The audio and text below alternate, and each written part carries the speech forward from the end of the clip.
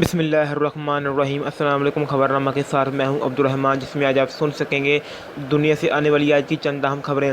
تو اس سے پہلے اگر آپ نے ہمارے چینل کو سبسکرائب نہیں کیا تو لازمی سے سبسکرائب کر لیں اور ساتھ لگے بیل آئیکن کو لازمی سے آن کر لیں تاکہ ہماری اس طرح کی کوئی بھی لیٹسٹ نیوز کا نوٹیفیکیشن آپ تک جلد سے جلد پہنچ سکے۔ تو بڑھتے ہیں خبروں کی جناب اور شامل کرتے ہیں آج کی پہلی خبر کو۔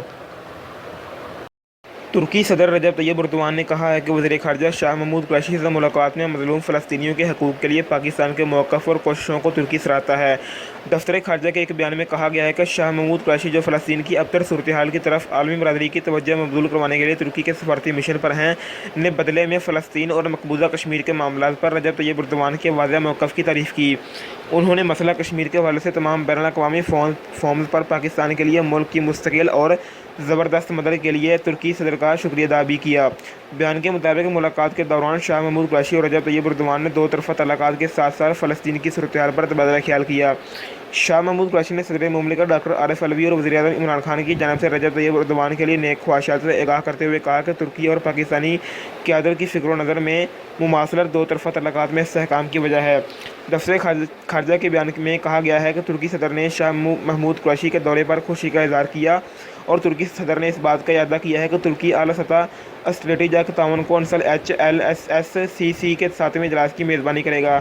واضح رہے کہ ایک روز قبل وزیر خارجہ نے اپنے ترکی ہم منصب سے فلسطینیوں کے خلاف اسرائیلی جارحیت روکنے میں مدد کے لیے عالمی برادری کو متحرک کرنے کے طریقوں پر تبادلہ خیال کیا تھا۔ دفتر خارجہ نے کہا کہ اس ملاقات کے دوران اس بات کی تصدیق کی گئی کہ عالمی برادری کی مشترکہ ذمہ داری عائد ہے کہ وہ سنگین صورتحال سے نمٹنے، امن کی بحالی اور ایک منصفانہ حل کے لیے ضروری اقدامات کو یقینی بنائے۔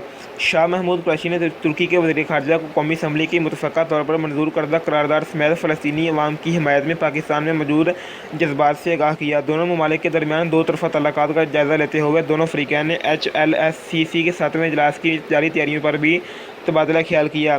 اس ملاقات کے بعد شاہ محمود قریشی نے ٹویٹ کیا کہ کوئی بھی چیز ہمارے عزم کو متزلزل نہیں کر سکتی ہے، کیونکہ ہم فلسطین کے عوام کے ساتھ حق خود ارادیت اور آزاد ریاست کے قیام سمیت 1967 سے پہلے کی سرحدوں اور القدس شریف کو دارالحکومت بنانے کے ان کی جائز حقوق کے ساتھ کھڑے ہیں۔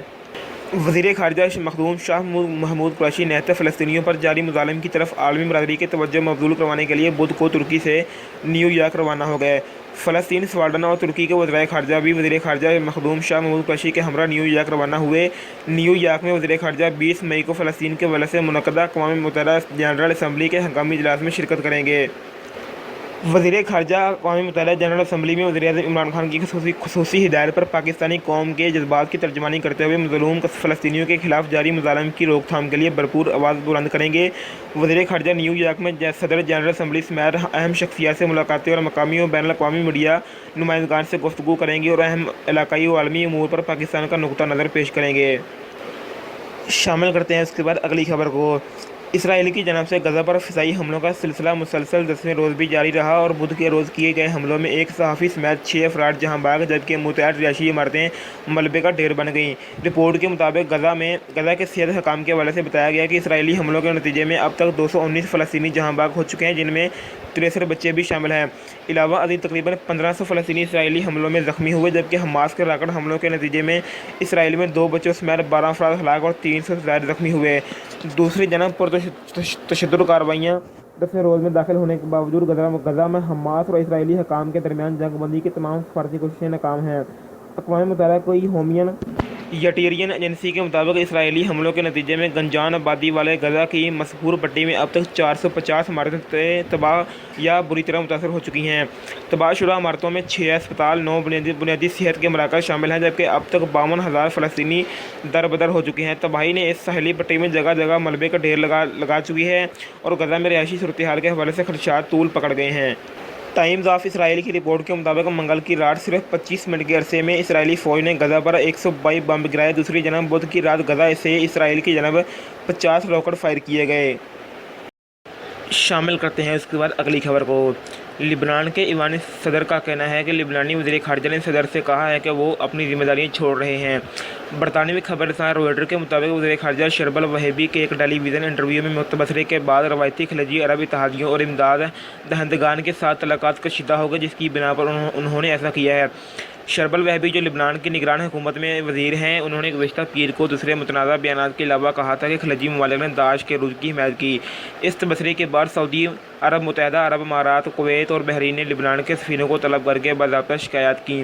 شربل وہبی کے اس تبصرے سے خلیجی ریاستوں کے ساتھ تعلقات میں بہتری لانے کے لیے گہرے معاشی بحران کے درمیان لبنانی کوششوں کو خطرہ لاحق ہو گیا ہے۔ لبنان کے صدر مشیل اون سے ملاقات کے بعد شربل وہبی نے کہا کہ انہوں نے حالیہ پیش رفتوں اور ان حالات کی روشنی میں جو ایک ٹیلی ویژن اسٹیشن کو انٹرویو کے بعد سامنے آئے ہیں، اپنے عہدے سے دستبردار ہونے کی درخواست کی تھی۔ شامل کرتے ہیں اس کے بعد اگلی خبر کو۔ پاکستان میں کورونا کے معاملات کا جائزہ والے ادارے international command and operation centre (NCOC) نے 24 مئی سے ملک بھر میں آؤٹ ڈور ریستوران اور سیاحتی مقامات کھولنے کی اجازت دے دی ہے۔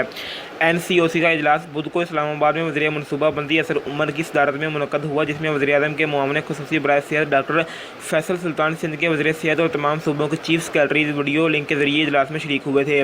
اجلاس میں شرکاء نے صورتحال کا جائزہ لینے کے بعد ملک بھر کے آؤٹ ڈور ریستوران رات 11:59 تک کھولنے کی اجازت دی ہے، جبکہ ٹیک اوے کی ہفتے میں 7 دن اور 24 گھنٹے اجازت ہوگی۔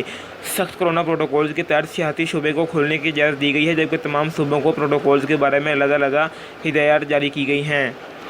ان کے علاوہ 24 مئی سے صرف ان اضلاع میں تعلیمی ادارے کھولنے کی اجازت دی گئی ہے جہاں کورونا کے مثبت کیسز کی شرح 5% سے کم ہے۔ NCOC نے 1 جون سے بھی کئی شعبے کھولنے کی اجازت دی ہے، لیکن ان کا 27 مئی کو دوبارہ جائزہ لیا جائے گا۔ 1 جون سے شادی کی آؤٹ ڈور تقریبات کی اجازت ہوگی، جن میں صرف 150 مہمان شرکت کر سکیں گے۔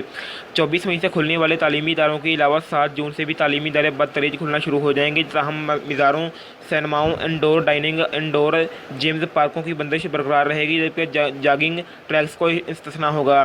ان کے علاوہ تمام طرح کے کھیلوں اور ثقافتی تقریبات پر مکمل پابندی برقرار رہے گی۔ ہر طرح کے انڈور یا آؤٹ ڈور اجتماعات پر بھی پابندی برقرار رہے گی، جبکہ بین الصوبائی ٹرانسپورٹ پر ہفتے میں 2 دن کی پابندی بھی برقرار رہے گی۔ شامل کرتے ہیں اس کے بعد اگلی خبر کو۔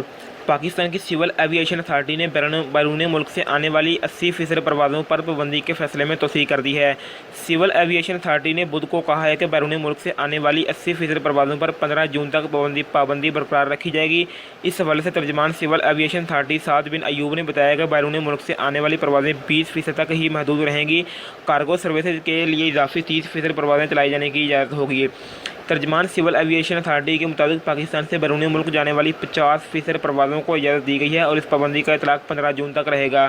خیال رہے کہ 1 مئی سے پاکستان نے اپنے فضائی اڈوں پر اترنے والی پروازوں کی تعداد کو محدود کرتے ہوئے صرف 20% پروازوں کو داخلے کی اجازت دی تھی، تاہم بیرون ملک جانے والی پروازوں کو 30% اضافی پروازیں چلانے کی اجازت دی گئی تھی، جس کا اطلاق 21 مئی تک کیا گیا تھا۔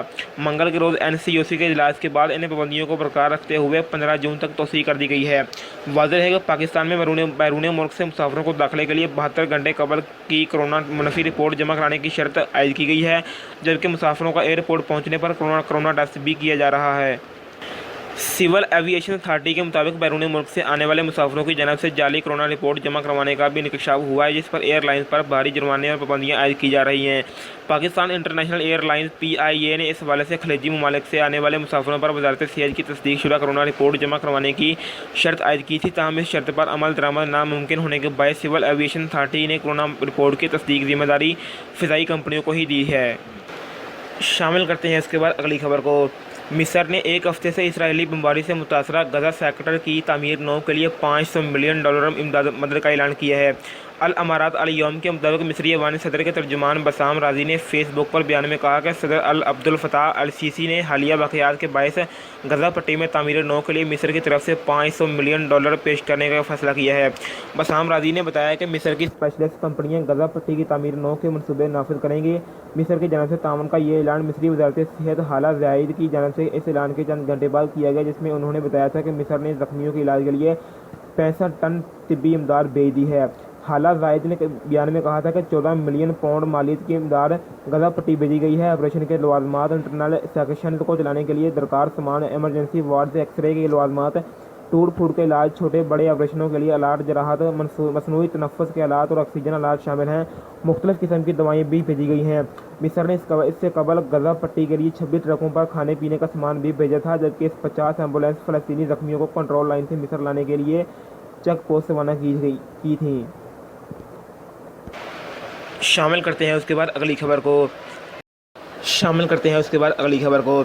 पाकिस्तान क्रिकेट बोर्ड का कहना है कि पाकिस्तान सुपर लीग PSL 6 के छठे एडिशन के बकिया मैचेज के इनेकाद के लिए मुत्तहदा अरब अमारात के मुतल्लिका हकाम से मंजूरी मिल गई है। ताहम चंद मामलों पर वजाहत के बाद लीग के बकिया मैचेज के इनेकाद के वजह से जुमेरात को हतमी ऐलान किया जाएगा। पाकिस्तान क्रिकेट बोर्ड PCB के मुताबिक पाकिस्तान सुपर लीग 6 के बकिया मैचेज के जून में इनेकाद से मुतल्लिक पाकिस्तान क्रिकेट बोर्ड के अहदेदारान और उन तमाम 6 फ्रेंचाइज के नुमाइंदगान का ऑनलाइन इजलास आज मुनक़्क़िद हुआ।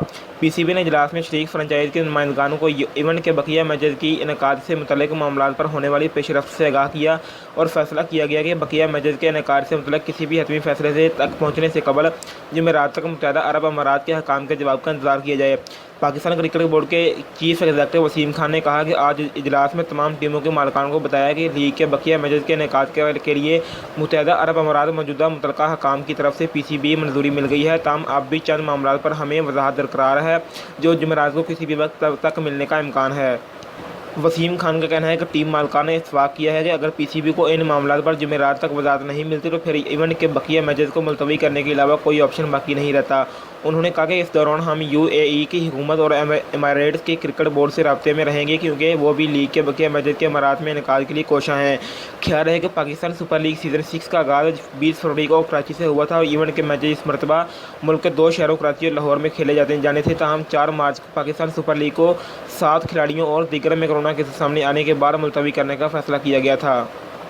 दोस्तों, ये थी आज की वीडियो। मिलते हैं अगली वीडियो के साथ। अपना अपने घर वालों का, आसपास के लोगों का बहुत सारा ख्याल रखें। आपकी कीमती वक़्त का बहुत शुक्रिया। अस्सलाम वालेकुम।